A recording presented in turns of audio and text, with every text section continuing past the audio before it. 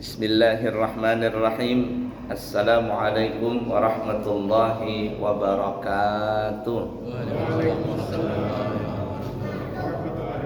Alhamdulillahi rabbil alamin. Allahumma fasalli wa sallim ala sayyidina wa nabiyyina wa maulana Muhammadin wa ala alihi wa ashabihi wa azwajihi wa dhurriyyatihi wa man tabi'ahum bi ihsanin ila yaumiddin, amma ba'du.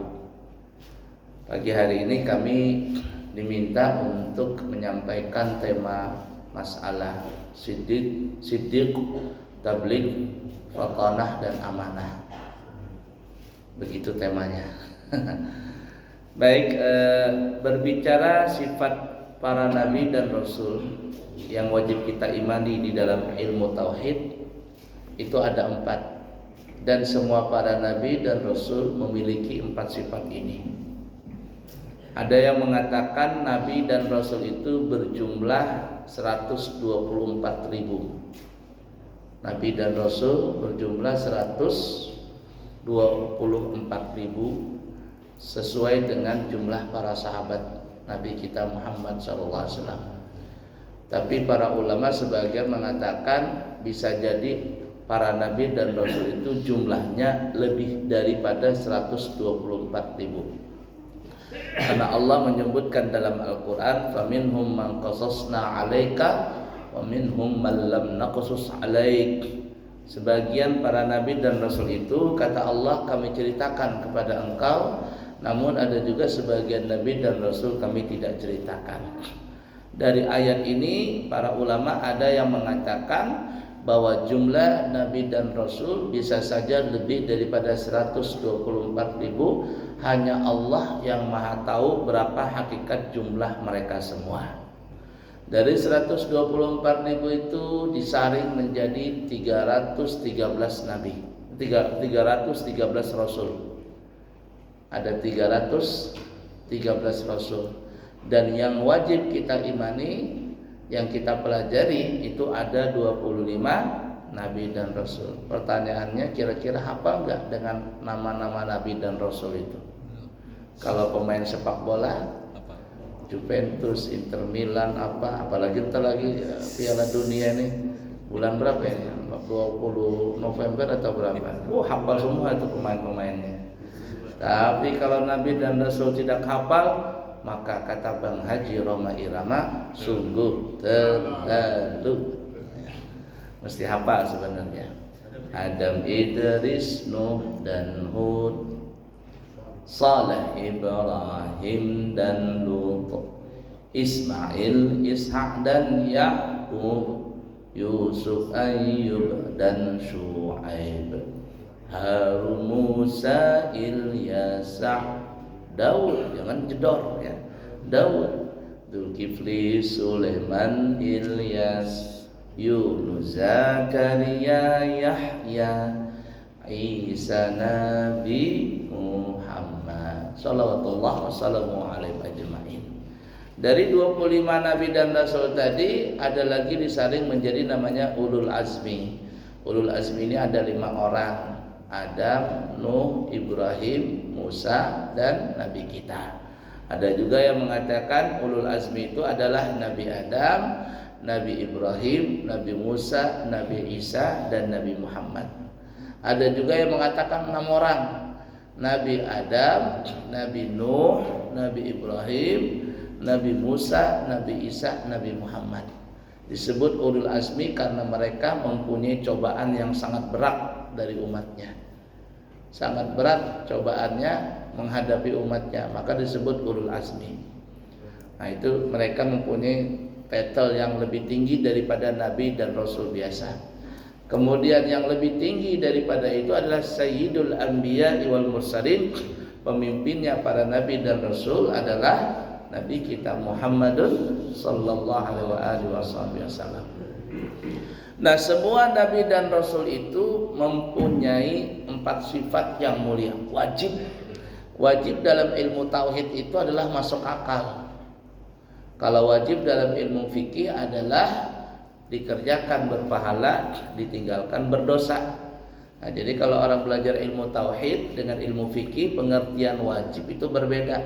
Kalau wajib dalam ilmu tauhid, ma yatasawwaru fi aqli wujuduhu, sesuatu yang masuk akal itu disebut wajib dalam ilmu tauhid. Tapi dalam ilmu fikih adalah ma yusabu ala fi'lihi wa yu'aqabu ala tarkihi, dikerjakan berpahala, ditinggalkan berdosa. Nah, jadi yang dimaksud wajib dalam ilmu tauhid, para nabi dan rasul itu mempunyai 4 sifat. Masuk akal adalah 4 sifat dimiliki oleh para nabi dan rasul, terutama nabi kita Muhammad sallallahu alaihi wasallam. Yang pertama, nabi itu mempunyai namanya sifat siddiq, jujur. Nabi dan rasul itu tidak pernah berbohong. Dan ini adalah modal utama di dalam berdakwah. Kalau seandainya Nabi dan Rasul itu suka berbohong, jangankan suka berbohong, sekali saja pernah berbohong, maka niscaya umatnya tidak akan percaya. Nabi kita Muhammad sallallahu alaihi wasallam sebelum menjadi Nabi dan Rasul masih umur muda. Ya, sudah diberi gelar dengan Al-Amin. Diberi gelar dengan nama Al-Amin. Apa arti Al-Amin? Orang yang dapat dipercaya. Itu gelarnya Nabi Al-Amin, dapat dipercaya. Tapi kalau orang zaman sekarang namanya si Amin, masuk penjara. Ya. Masuk penjara. Al-Amin katanya masuk penjara. Nah, itu berbeda. Dapat dipercaya. Bahkan ketika Nabi berdakwah nih ya, Nabi berdakwah itu sewaktu Nabi berdakwah, Nabi pernah mengundang para orang Quraisy itu untuk mendengar dakwahnya. Sebelum Nabi berdakwah diundang, kemudian dikasih makan dulu supaya perutnya kenyang. Kenapa? Karena kalau orang mau berdakwah itu biasanya semangat kalau ada nasi kotaknya, apalagi nasi padang. Nasi padang upik. Coba kalau begini nasi padang upik, banyak yang rajin datang. Tapi kalau cuma banyu putih aja, ya Bang dah. Nah, itu biasanya begitu tuh. Nabi tahu karakter manusia itu kalau perut kenyang tenang dia, tapi kalau perutnya lapar nggak tenang manusia itu. Dikasih makan dulu sama Nabi, kasih roti, motong kambing semuanya. Setelah kenyang mereka tenang sudah. Lalu Nabi berkata, kata Nabi, kalau seandainya wahai orang-orang Quraisy, aku katakan seandainya nih ya, bukan benar, seandainya. Artinya seandainya berarti enggak, masih seandainya. Kalau aku katakan, kata Nabi, seandainya di belakang bukit ini ada musuh yang ingin menyerang kalian, apakah kalian percaya? Padahal enggak ada musuhnya, cuman seandainya nih. Seandainya aku katakan di belakang bukit ini ada musuh yang ingin menyerang kalian, kira-kira kalian percaya enggak? Maka mereka orang-orang Quraisy berkata, oh iya kami percaya, asalkan yang berkata itu engkau. Kata Nabi, kenapa kalian percaya denganku? Karena kami tidak pernah mendengar, melihat dan merasakan bahwa engkau itu pernah berbohong. Enggak pernah. Kami tidak pernah melihat engkau berbohong. Kami tidak pernah mendengar engkau berbohong. Kami tidak pernah merasakan engkau berbohong. Kata Nabi, seandainya lah, Anda, kata mereka, kami percaya asalkan yang ngomong itu engkau. Karena engkau adalah orang yang jujur. Kata Nabi, kalau memang kalian percaya dengan ucapanku, padahal itu kan seandainya nih.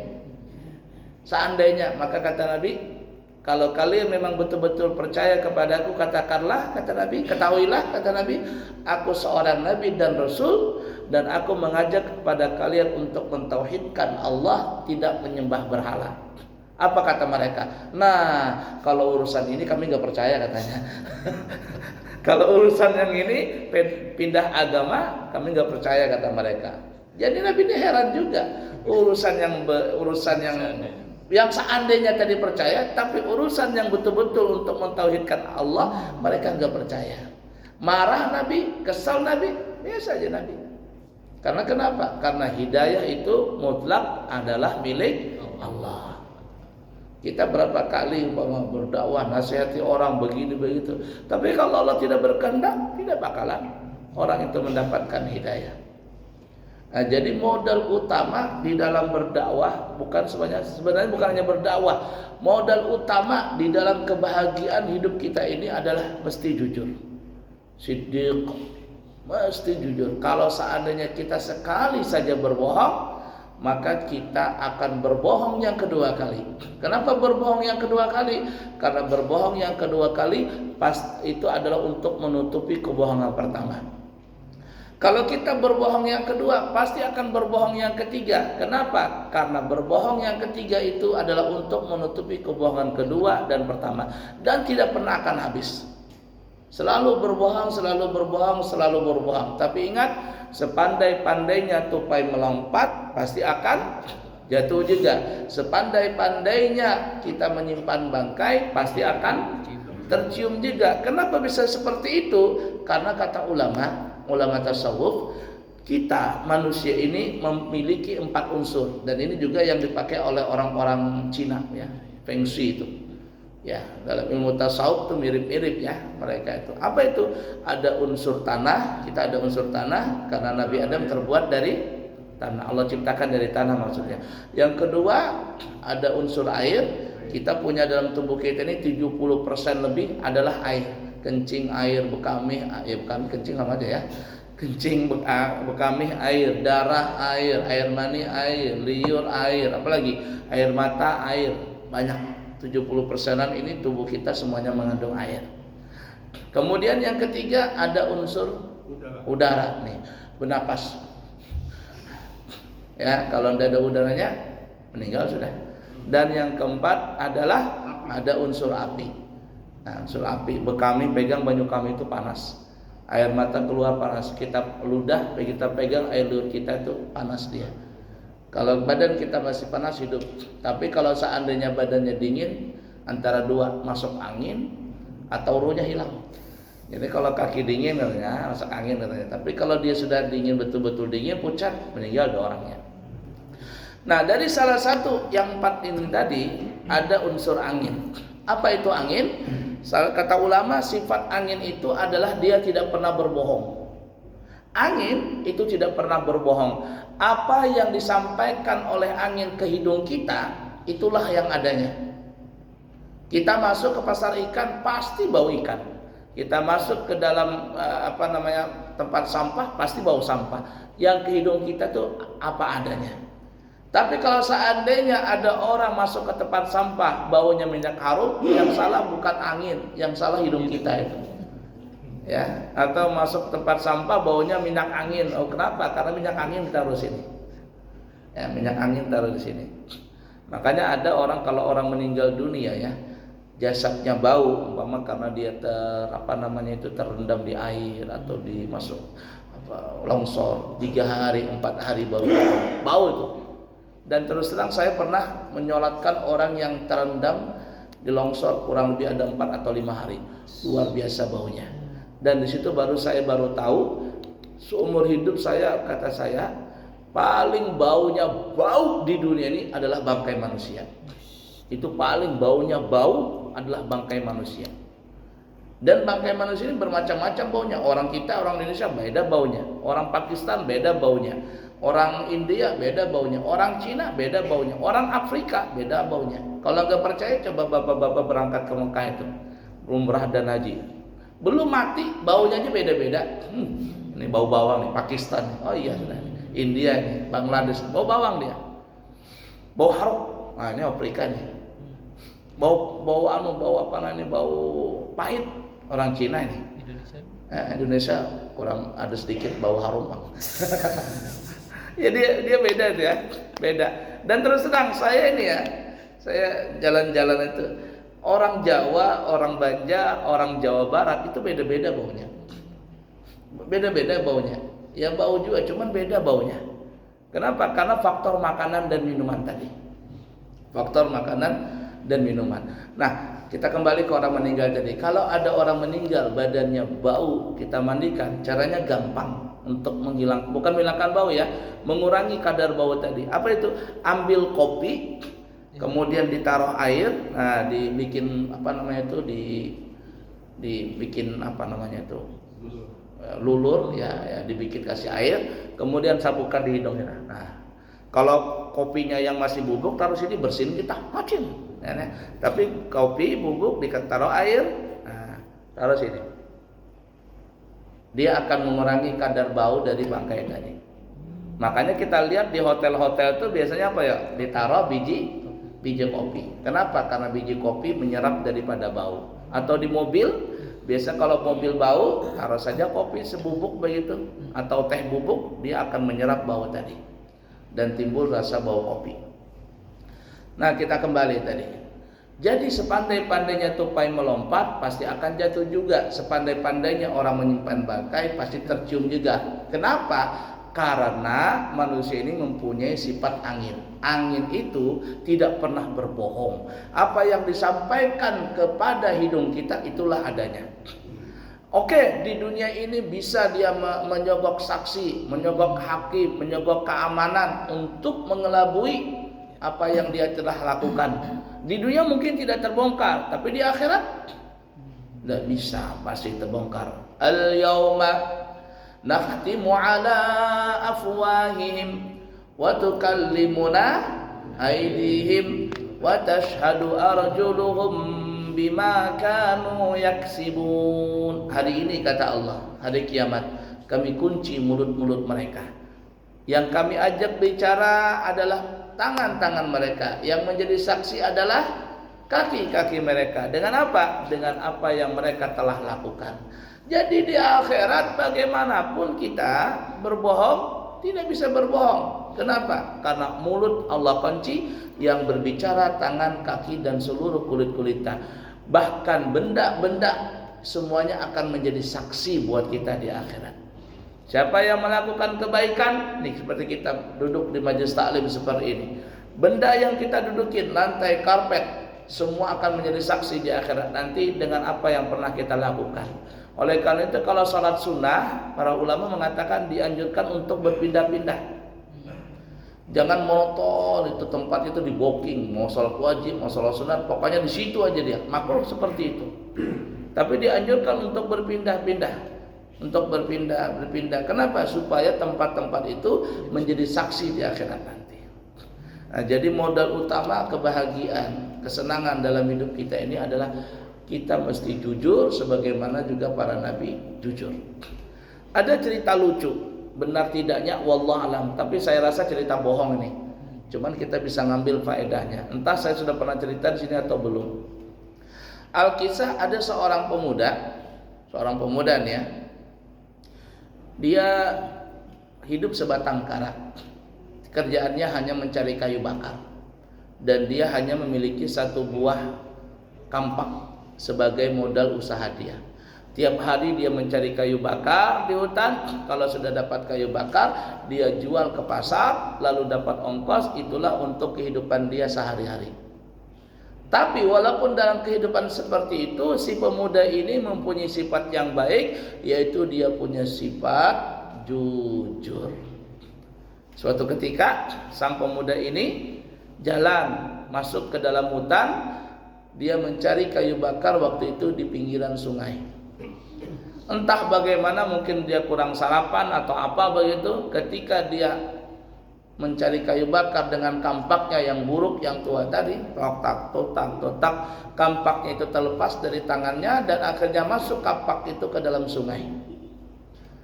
Dan yang lebih parahnya, sang pemuda ini tidak bisa berenang apalagi menyelam. Tiba-tiba Bapak Ibu muncul penjaga sungai alias jinnya keluar dari situ. Ada apa ikam di sini? Kenapa ikam tuungut di sini? Ternyata jinnya orang Banjar. Jinnya orang Banjar. Kenapa tuungut di sini? Jar jin. Saya pemuda ini jarnya anu jinai, tak kampakku mah tercebur di dalam sungai. Kata jinnya, kenapa ikam kada mau ambil? Kada bisa ambil aku. Berenang kada kau, apalagi menyelam, mati aku. Jar jin tadi, hendak tak ku ambilkan kampak tadi. Si pemuda tadi bilang, oke, silakan kalau engkau bisa ambilkan. Saya ucapkan terima kasih. Maka jin ini masuk ke dalam sungai Bapak Ibu. Kada lawas keluar membawa kampak, tapi kampaknya terbuat dari emas. Ada tulisannya lagi 212. Kampak ini. Si jin ini bilang, "Hei pemuda, apakah benar ini kampakmu?" Kata si pemuda ini, "Oh bukan, itu bukan kampak saya. Kampak saya yang buruk, yang tua. Jadi ini bukan kampakmu." Bukan. Enggak mau, enggak mau. Jujur jinnya. Jujur si pemuda ini. Coba potongan kita begitu. Betul kampak ini kamu? Woi, bujur benar itu. Itu kita. Tapi si pemuda ini tidak. Lalu akhirnya si jin ini masuk lagi ke dalam, mengambil kampak yang kedua, tapi kampaknya terbuat dari perak. Ditawar lagi, "Ini kampakmu?" "Bukan, kampakku nang buruk itu." Jar pemuda jujur nih, dikasih kampak emas kada hakun, dikasih kampak perak kada hakun, nang hakunnya kampak nang buruk tadi. Maka jin akhirnya masuk ke dalam sungai yang ketiga kali. Tidak lawas kemudian muncullah jin membawa kampak yang asli. Kata jin, "Apa benar ini kampakmu?" "Ah, itu kampak saya." Lalu jin berkata, "Ambillah kampakmu ini, karena engkau orang jujur, maka kuberikan kampak emas dan kampak perak ini. Jangan khawatir, ini hadiah daripadaku dan ini memang punyaku." Maka kampak emas dan perak pun diberikan kepada si pemuda tadi. Dan akhirnya pemuda itu pun senang. Karena dia sudah mendapatkan kampak emas dan perak, kayu bakar dia tinggal. Dia pergi ke pasar, dia jual kampak emas dan perak tadi. Jadilah si pemuda ini kaya mendadak. Alhamdulillah. Sampai di situ? Oh belum, masih ada sambungannya. Masih ada sambungannya. Maka akhirnya setelah pemuda ini kaya, kalau orang itu sudah kaya, biasanya apa ya? Kawin lah, kan? Kawin. Kalau pemuda itu kalau sudah kaya kan kawin. Jangankan pemuda, nang sudah kawin tuh sugih, Anda kawin lagi. Ketawa bapak-bapak ini. Ya, enggak boleh Pak, satu aja istri. Satu di Balikpapan, satu di Banjar. Ini kalau soal poligami ketawa terus bapak-bapak ini. Ala kulli hal, dia menikah si pemuda ini, tapi disayangkan dia mendapatkan istri kurang cantik. Kekanakan Balikpapan sudah hitam, bau, jelek, hidup lagi. Hidupnya itu nang kada nyaman. Itu kekanakan Balikpapan tuh pandir demikian. Tapi dia menikah mendapatkan istri kurang cantik. Cuman si pemuda ini sayang dengan istrinya. Sehingga ada kata pepatah, kalau cinta sudah melekat, gula Jawa rasa coklat.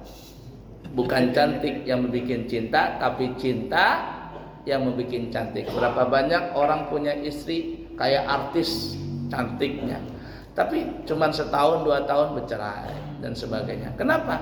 Karena bukan cinta, bukan cantik yang membuat cinta, tapi cinta yang membuat cantik.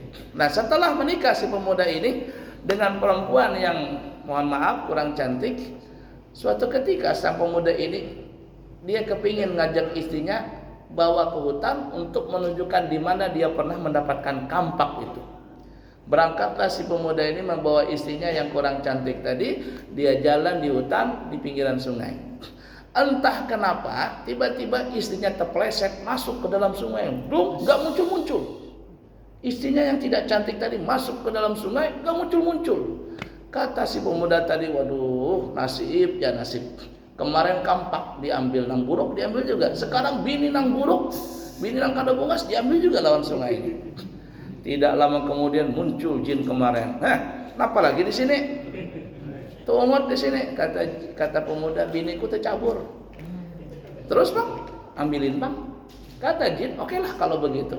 Masuklah jin ini masuk ke dalam sungai. Kada lawas dia keluar. Yang dibawa Ayu Ting Ting.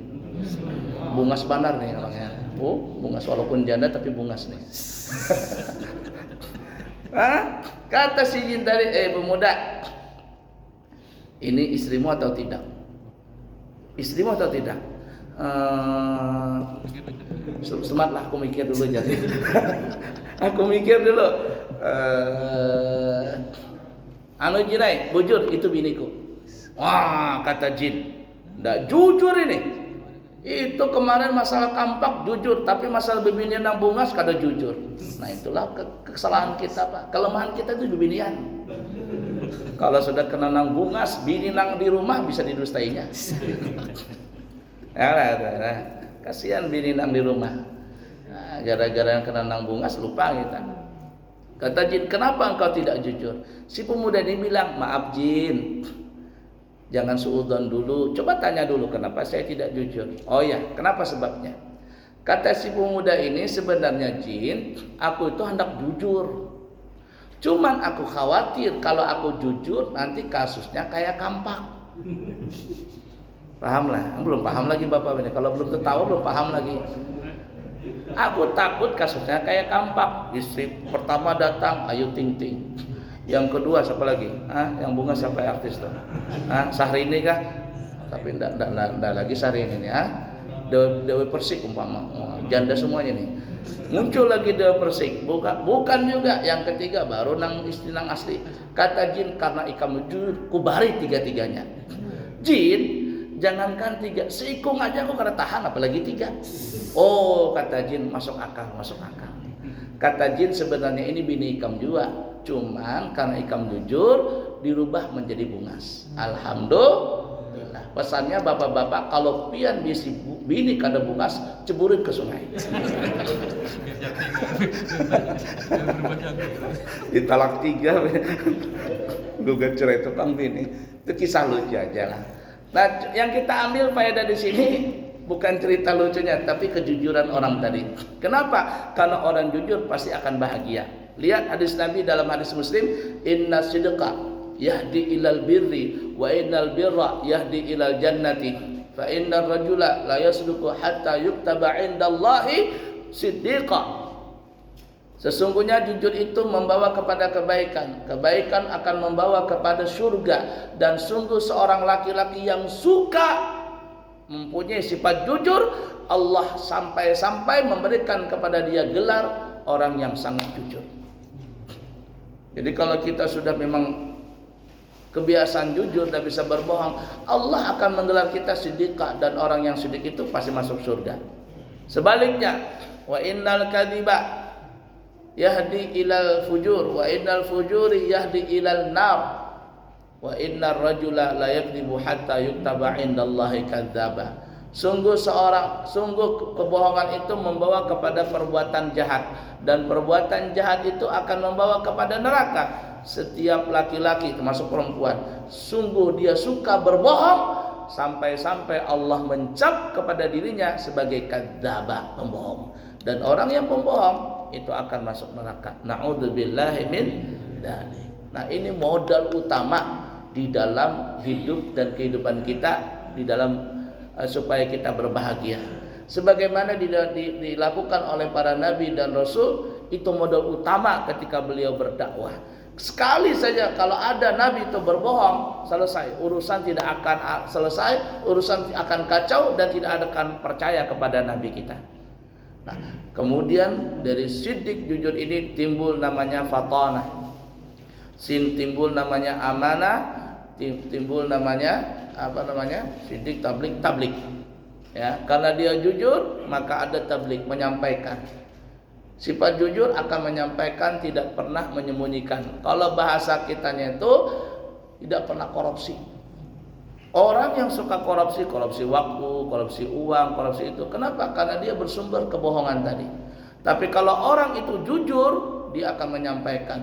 Tidak pernah dilebihkan, tidak pernah dikurangkan. Kalau dia menyampaikan perkataan dari seseorang, apa yang disampaikan itulah adanya. Tidak pernah dikasih bunga, kembang, dan lain sebagainya. Tidak pernah dilebihkan, tidak pernah dikurangkan. Kalau dia jadi pejabat, jujur, dia akan menyampaikan apa yang telah diamanatkan kepada dia. Nah, kemudian kalau sudah tablik ini maka timbul amanah. Apa amanah? Orang yang dapat dipercaya. Balikan daripada amanah adalah khianat. Amanah, dia jadi pejabat, amanah, dia jadi pengurus, amanah, dia jadi pemimpin, amanah. Tidak pernah yang namanya berkhianat. Amanah itu bahasa kitanya apa ya? Mengerjakan sesuatu dengan yang telah ditetapkan, yang telah ditugaskan, itu namanya amanah. Kalau dia mengerjakan sesuatu tapi tidak sesuai dengan apa yang diamanahkan kepada dia, maka disebut namanya khianat. Nabi tidak pernah berkhianat. Nah, dari 3 sifat ini, sidik, tabligh, amanah, maka buahnya adalah fatonah, cerdas. Cerdas di sini bukan pintar, bukan cerdas di otak yang pintar matematika, bahasa, nah, bukan itu. Di sini cerdasnya itu cerdas dalam spiritual. Nabi kita Muhammad SAW, beliau gelarnya adalah An-Nabiyul Ummi, Nabi yang buta huruf, tidak bisa baca, tidak bisa menulis. Itu Nabi, kita akui itu. Tapi tidak bisa membaca dan tidak bisa menulisnya Nabi ini bukan menjadi hinaan buat Nabi, tetapinya menjadi kemuliaan buat Nabi. Kenapa? Karena kalau seandainya Nabi kita itu bisa membaca saja atau bisa menulis saja, apalagi bisa membaca dan menulis, maka orang-orang kafir Quraisy akan mengatakan Al-Quran itu adalah buatan Nabi Muhammad. Tapi karena Nabi tidak bisa membaca dan tidak bisa menulis, orang kafir mati kutu. Bagaimana kita katakan Quran buatan Nabi Muhammad, sedangkan Nabi tidak bisa membaca, tidak bisa menulis? Tapi Nabi bukan pintar, cerdas. Cerdas mengolah spiritual, mengolah hati. Karena kecerdasan ini, maka dikatakan beliau bisa bijaksana di dalam mengarungi semua masalah. Itu hebatnya Nabi. Dalam hidup dan kehidupan bukan hanya buat beliau, tapi buat umatnya beliau bisa. Namanya fatonah, cerdas. Bukan cerdik. Kalau cerdik kancil, makanya kancil yang cerdik. Tidak pernah kancil yang cerdas. Kalau cerdik pintar mengakali. Tapi kalau cerdas pintar untuk mengolah suasana menjadi bijaksana. Ada suatu ketika seseorang perempuan datang kepada Nabi.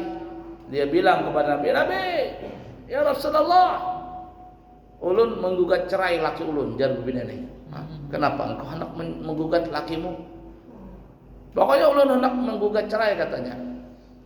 Kata Nabi tadi, Nabi lihat ini apa maksudnya perempuan ini. Tidak langsung Nabi memutuskan bercerai. Nah, Nabi lihat dulu.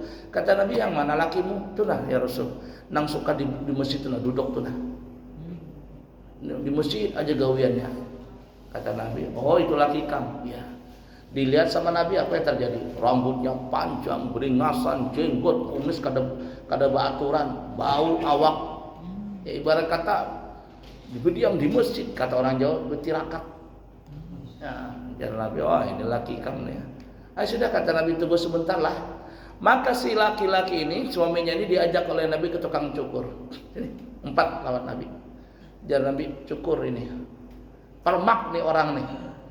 Maka si tukang cukur tadi mempermak, rambutnya dirapiin, jenggotnya dirapiin, ya, kemudian disampoin, ibarat kata dimandiin, dikasih baju yang bagus. Lalu laki-laki ini, suaminya perempuan, dibawa ke hadapan Nabi. Dia ke hadapan perempuan tadi. Kata Nabi, "Kamu kenal dengan ini?" "Siapalah?" Dan perempuan, "Siapa ya Rasul?" "Ini laki kamu." "Laki ulun?" "Iya, laki kamu." "Iya kah?" Sampai lupa bininya itu lah, beringasannya awak laki itu. Nah, lalu Nabi bilang, "Nah sekarang kamu mau minta cerai apa enggak?" Kalau yang begini Rasul enggak jadi cerai katanya. Jadi kendalanya cuma satu. Kenapa? Karena lakinya kurang bersih.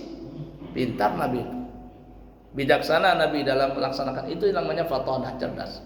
Bisa menyelesaikan masalah dengan secara bijaksana. Pernah ada seseorang datang kepada Nabi. Dia bilang, "Ya Rasulullah, saya beriman kepada engkau. Saya akan melakukan perbuatan yang baik kepada apa yang disuruh Allah. Cuman satu aja," katanya, "saya minta izin." Kata Nabi, "Minta izin apa?" "Minta izin boleh diizinkan berzina." Karena di waktu itu ya, di zaman Nabi itu ada dikisahkan, di Madinah itu waktu itu memang ada tempat lokalisasi itu ada. Ya, cuman namanya perzinahan ini tidak bisa diungkapkan kecuali ada 4 saksi. Itu repotnya. Jadi dia minta izin untuk berbuat zina. Nabi tidak langsung haram ini itu, nah, Nabi cuma diam begitu, ngelihat begitu. Lalu dipanggil sama Nabi, "Sini," kata Nabi. "Sini," kata Nabi. Datanglah pemuda ini ke hadapan Nabi. Lalu Nabi mensugesti dia punya pikiran. Kata Nabi, wahai fulan, engkau punya saudari perempuan? Punya, kata dia. Bagaimana kalau saudarimu itu berzina dengan laki-laki lain? Apa yang kau lakukan? Saya akan marah ya Rasul. Saya akan hunus pedang saya akan bunuh orang itu yang berzina dengan saudari saya. Kata Nabi, begitulah juga orang lain. Tidak rela kalau saudari perempuannya berzina denganmu. Sudah terbuka dia punya otak nih. Kata Nabi, kalau seandainya engkau punya istri, lalu istrimu itu berzina dengan orang lain, bagaimana suasana hatimu? Ini lebih parah ya Rasul. Saya akan bunuh orang itu, saya cincang-cincang itu orang. Nah, kata Nabi, bayangkan kalau seandainya istri orang kau zinahi. Begitu juga orang punya perasaan. Terbuka lagi dia punya otak. Lalu kata Nabi, kau punya anak perempuan? Punya ya Rasulullah. Bagaimana kalau anak perempuanmu itu berzina atau dizinahi dengan laki-laki lain? Saya marah, itu darah daging saya ya Rasul. Saya akan bunuh orang itu. Nah, begitu juga orang, kata Nabi. Bagaimana kalau seandainya perempuan yang kau zina itu ternyata seorang anak daripada orang lain? Dia akan marah dan dia akan membunuh kamu. Terbuka lagi. Terakhir kata Nabi, kamu punya ibu? Punya ya Nabi. Bagaimana kalau ibumu berzina? Ini masa ibu saya di sini, saya akan bunuh orang itu. Nah, begitu juga kata Nabi, orang akan marah kalau seandainya yang kau zina itu adalah ibunya. Terbuka orang ini, dia merenung. Dan seperti itulah ya, kalau ada orang yang kepingin berbuat zina, lalu dia berpikir, saya punya anak perempuan, saya punya istri, saya punya ibu, saya punya saudari, bagaimana kalau itu berzina mereka? Tentu tidak akan mau kita. Begitu juga orang lain. Begitu juga kalau naudzubillah ada seseorang ingin berzina dengan perempuan, kalau dia mikirkan istri, anak, saudarinya atau mamanya, tidak pernah akan melakukan zina. Setelah laki-laki terdiam begitu merenung, lalu Nabi begini, "Ta'al ya fulan, kemari kata Nabi." Lalu Nabi memegang dia punya dada. Dia punya dada dipegang sama Nabi, dibacain sama Nabi, diruqyah lakabah sakitannya. Setelah itu dilepas sama Nabi. Lalu laki-laki ini berkata, "Ya Rasul, sekarang ini, dari saat ini saya akan tinggalkan zina itu." Dan laki-laki ini berkata, sebelum Rasul menempelkan di tangannya di dadaku, zina itu adalah satu perbuatan yang sangat disukai. Dia paling suka dengan zina. Tidak bisa tahan kalau dia ngelihat perempuan, biar tuhak dihantamnya juga. Saking nafsunya terlalu tinggi. Tapi ternyata ketika Nabi meletakkan tangannya di dadaku, kata seorang ini, maka tidak ada perbuatan dosa yang paling kubenci kecuali perbuatan zina. Sekali tempel tangan Nabi, langsung tercabut itu perbuatan zina, kesukaan zina dari hatinya tadi. Nah, inilah yang disebut fatanah, kecerdasan di dalam mengolah sesuatu permasalahan, bijaksana namanya. Nah, tapi fatanah ini tidak bisa dapat kecuali diawali dengan jujur, kecuali dengan dilanjutkan dengan tablik, kecuali dilanjutkan dengan amanah. Kalau sudah di tablik amanah, maka ada timbul yang namanya fatanah. Maka begitu juga kita harus mempunyai sifat sidik, kita harus mempunyai sifat tablik, menyampaikan. Kita pun mempunyai sifat amanah. Kalau kita mempunyai tiga sifat ini, kita akan menjadi fatanah, bukan pintar, tapi cerdas dalam menghadapi suatu masalah apapun juga, dengan menghadapinya secara yang bijaksana. Bapak Ibu para jemaah sekalian yang disayangi Allah dan dicintai Allah, kurang lebih tinggal 5 menit lagi masuk jam 6. Saya rasa cukup dulu. Kalau ada pertanyaan mungkin 1 atau 2 orang kita persilakan. Kalau ada kita tutup. Tidak ada? Berarti cukup ya.